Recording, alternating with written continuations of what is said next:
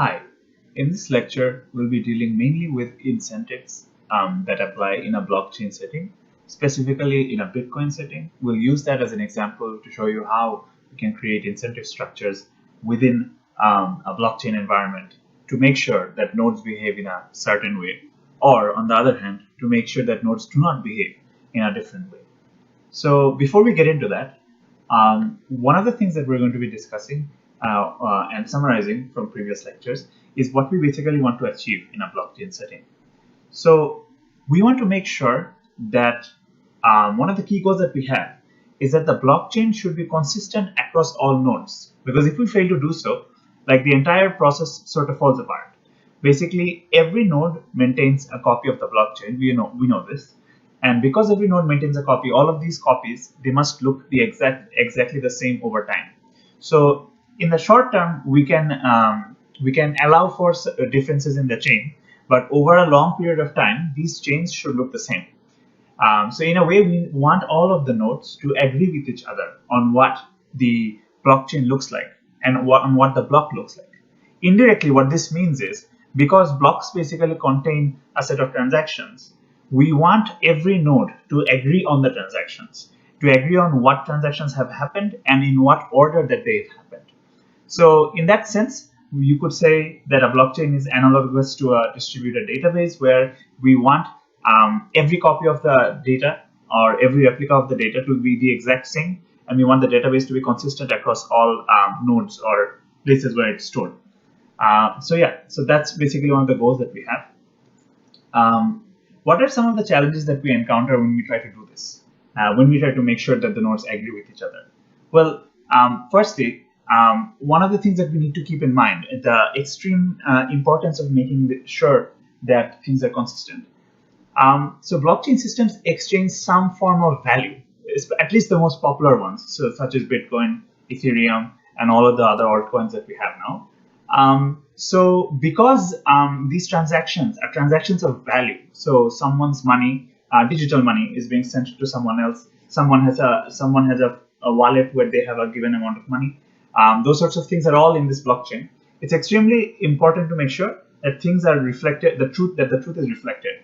So that we do not end up having a situation where someone else can claim that they have this money, whereas this money actually belongs to someone else. So because of these reasons, we need to make sure that things are consistent. Now, the issue that we run into is that blockchain networks are, of course, really large. And it's a huge peer-to-peer network where there are lots of different nodes, all of which are constantly listening in on transactions and also creating and broadcasting their own transactions. So what happens in such a large network is that different nodes hear different things. So they hear transactions at different points in time. So for example, as we discussed earlier, some nodes might hear a transaction earlier than others and so on. So because of these things, we have an inherent issue in ordering those transactions, right? Also keep in mind, because there are so many different nodes, we don't really have a sense of global time in the system, because because nodes can be part of a very large network which are very far from each other, and therefore there's no sense of overall time. So it's not like we can have some sense of timestamp we can have some notion of a timestamp and we can put that on a transaction, and then we can just order over those timestamps. So because of all of these issues, we run into a lot of problems when trying to make things consistent. Also, nodes can fail, nodes can act maliciously. All of these things, they hinder consistency. So recall how we achieved consensus earlier. We described proof of work, which is a system where nodes solve a puzzle, which has no shortcuts. So there's no smart strategy to solve it. It's basically a scan of the entire space of values. And the node that solves that puzzle is basically the node that will be entrusted with the power to broadcast its own block to the as the next block on the blockchain. So basically, that block then becomes the definitive block that will be added to the blockchain, and other nodes will then accept this block given that it satisfies certain conditions. For example, that all the signatures in that block are valid, and at the same time there's no double spending going on within the transactions in that block. So this was how we established that consensus was going to happen. Now, there are some things about the way that consensus happens in blockchain that are important. For example, that consensus happens over a long time. So we don't immediately have a consistent set of ledgers in the blockchain. Typically, there will be a delay of perhaps even up to an hour where the blockchains can be inconsistent, and as we'll show later, there can be potentially several chains at a time. However, there is a heuristic that nodes generally stick to, which is that nodes usually accept the longest blockchain as the definitive blockchain. So, for example, if you do get some sort of transmission or if you do get messages from another node that appears to have a blockchain which is much longer than you, even if you are on a separate chain, you will typically discard your own chain and you'll adopt the longer chain as your chain. So eventually consensus does happen. So even though it might not happen immediately, the blockchains will be consistent over time. For another thing that we need to keep in mind is, say we do have a transaction and we do put it in a block, and then we put that block into the blockchain. Say the miner that definitively solves the proof of work or whatever other mechanism that the blockchain uses, and it is able to put that transaction into the blockchain through a block. However, for that transaction to be really final, that transaction has to eventually make it to the definitive blockchain. So it might be the case, unlikely, but it might still be the case where you put the transaction in a block and the block is appended to the blockchain. But then there is another parallel blockchain going on somewhere else where that transaction isn't there yet. And that parallel blockchain might eventually become the dominant longest blockchain. So for a transaction to be finalized, we need to make sure that it ends up in that eventual blockchain. Let's call that for now the consensus blockchain. So we're never really sure if that transaction has made it to the blockchain, just that if it has made it to the blockchain and if we've appended several new blocks to that specific chain, it's just increasingly likely that this transaction will eventually be final. The more blocks that you add, the longer that chain gets. And as we discussed earlier, the longer the chain, the more likely that nodes will accept that chain as the definitive blockchain. A little bit of a digression here, but this is important as we head into the next discussion, which is that in blockchains, nodes don't really have long-term identities that persist over, say, a significant period of time. So there are a few reasons for this. Firstly, it's that blockchains are usually decentralized by the nature of the system. So there is no one to hand out IDs to a node, which uniquely identifies them. There is a notion of identity in the sense that there is a public and private key pair which you can use, but you don't tie that public and private key pair to a specific person in the real world necessarily. You can't, as an outsider, make that connection. But of course, whoever owns that private key has access to all the assets under that address. So there is an identity, but it's indirect.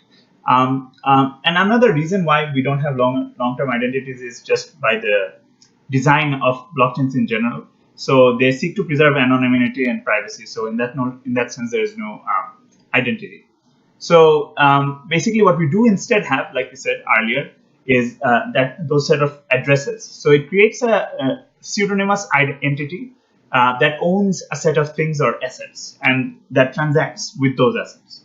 So while it's not necessarily traceable to a real person, what we can guess, however, is that certain transactions might appear to be related based on the addresses and all of those things. So we can make some connection between different transactions, and we can guess that they are all related to the same entity without really making any trace to a real life person or something like that. As a consequence of the fact that there are no long-term identities, it's difficult to recognize malicious nodes.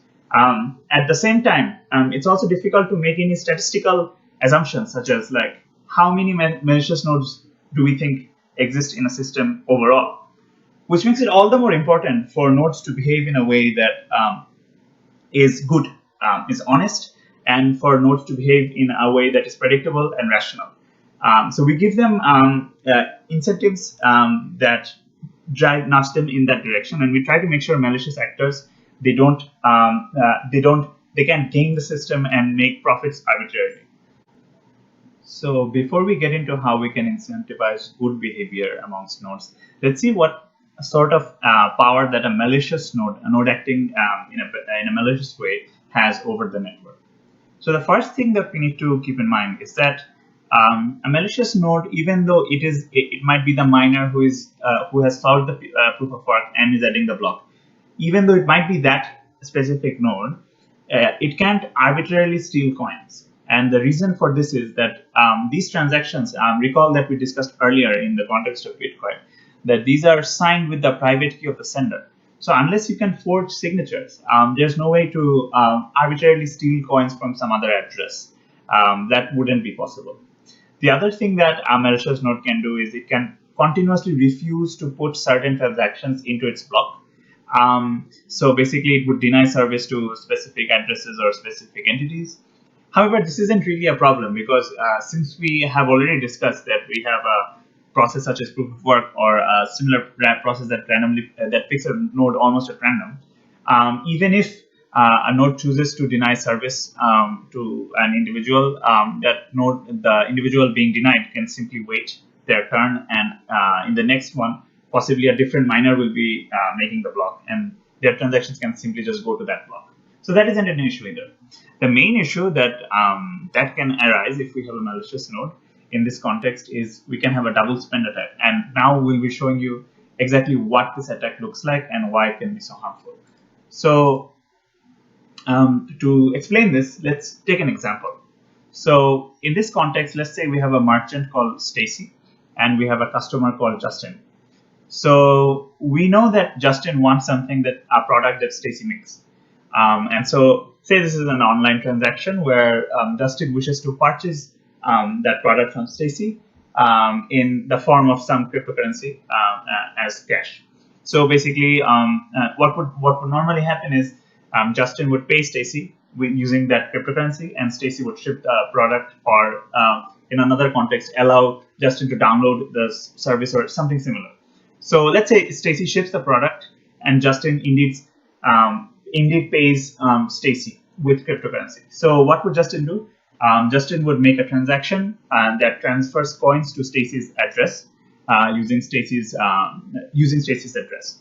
So it looks fine. But what then Justin might do is he might again make another transaction where he sends the same coins that he was going to that he claimed to have sent Stacy to an address which also belongs to him. So basically, sending the same money to himself. We will show you how if Justin doesn't get caught in this context, Stacy is defrauded because Stacy has already shipped the product. But Justin has made an alternative transaction which reroutes that money back to Justin himself. So how would this happen? So the way that this would happen is, picture a blockchain. So this blockchain is building from the bottom upwards. So this is the oldest block that we can see, and this can potentially continue all the way back to the first block. And then there's another block here, and say we are here. And now Justin makes those two transactions. So in one transaction, Justin creates that in that transaction, Justin sends the money to Stacy, and an honest miner making a block picks up that transaction here, and then puts that transaction in that block.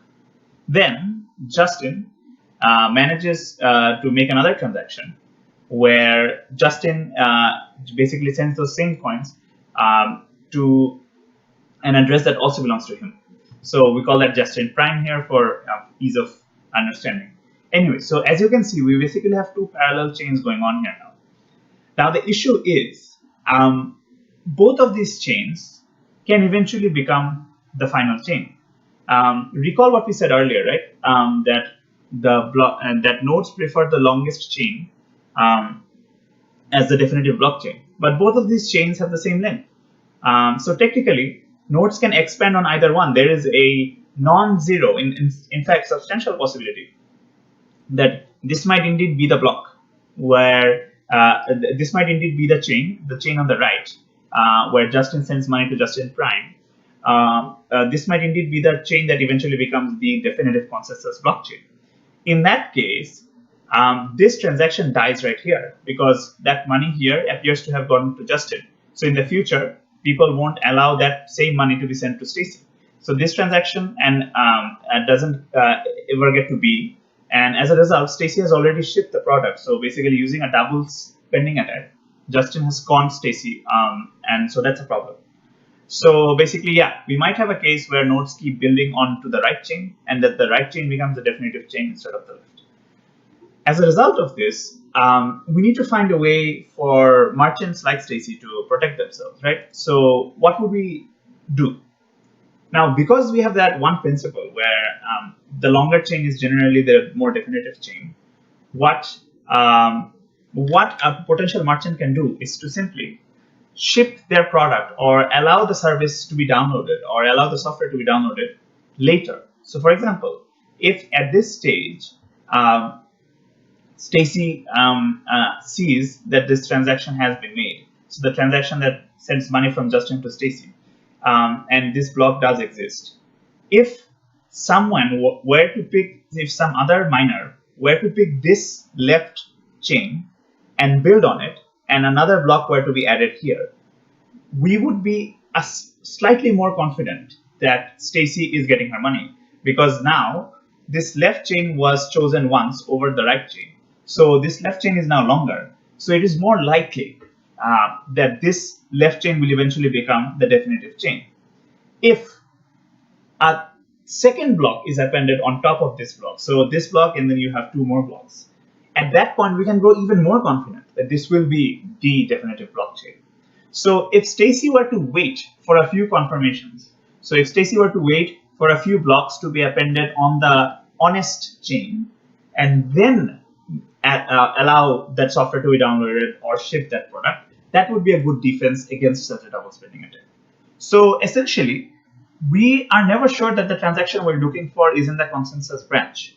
But all we know for sure is that the probability of it being in that definitive branch or of it being in that consensus branch increases as more and more blocks are appended to it. So as that branch grows longer and longer over other branches, relative to other branches, we grow more and more confident that this is indeed the branch that we're looking for. So maybe after several confirmations, you can ship out that product, or you can consider that that transaction will likely not go through and that you won't be defrauded.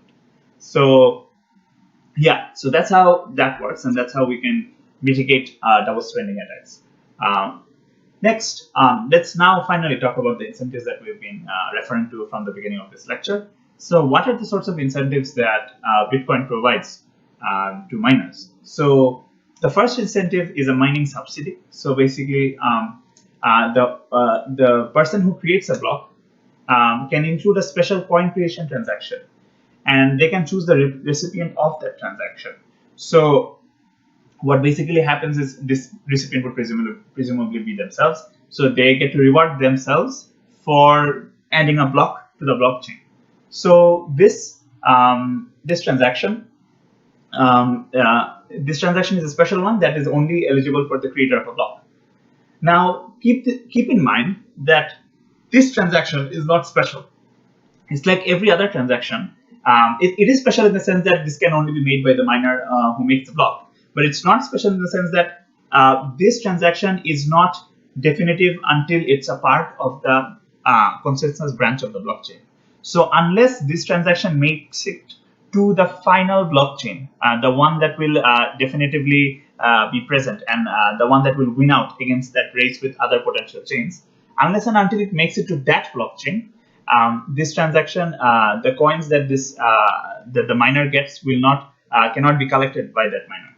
So you'll only get the reward if you make it to the consensus branch, which gives you an incentive to make your blocks and behave in a way that other nodes, which will eventually build on your block, the blockchain on the blockchain that has your block, so you should behave in a way that is agreeable to other nodes. So as a result, it gives you some sort of an incentive to behave in a way that appears to be honest, so that other nodes would build on top of your block. So otherwise, you'd never be able to get that reward that you were supposed to get because you made that block.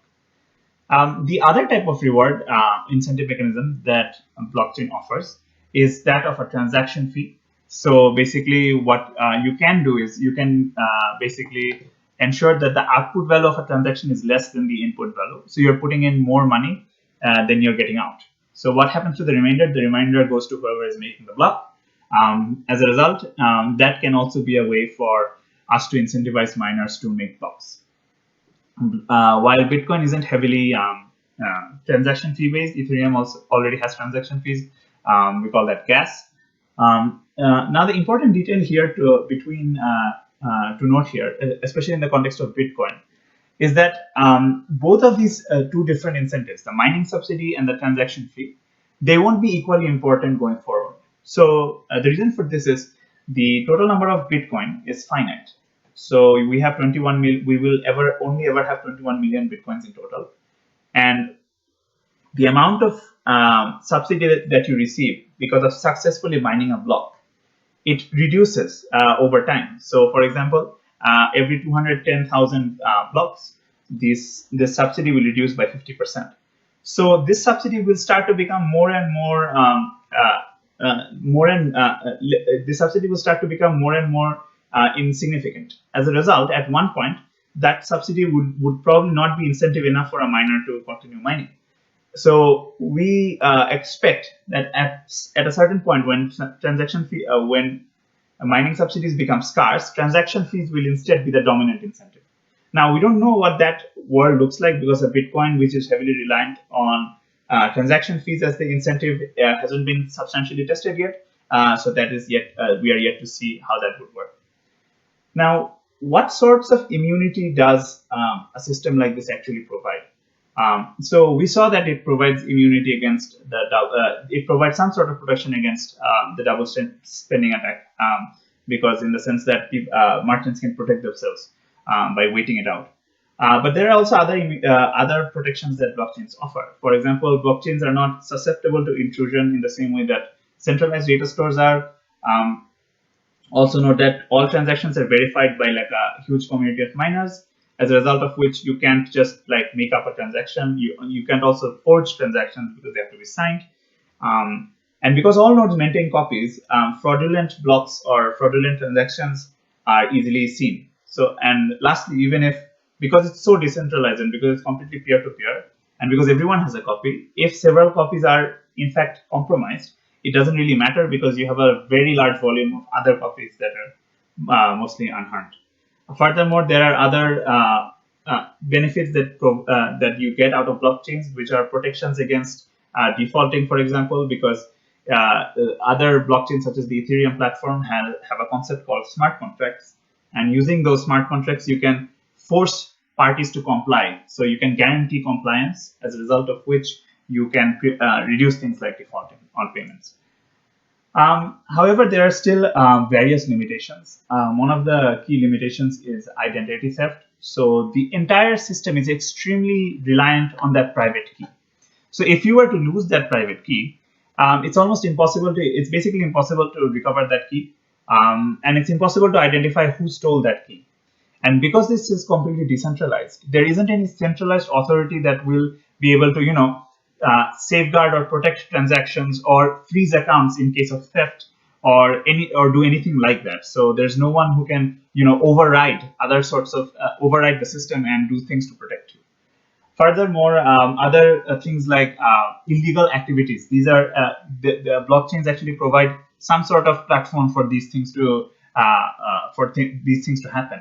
So, for example, because coins have value, it can facilitate money laundering. It can also facilitate illegal transactions for things that are banned or things that are harmful.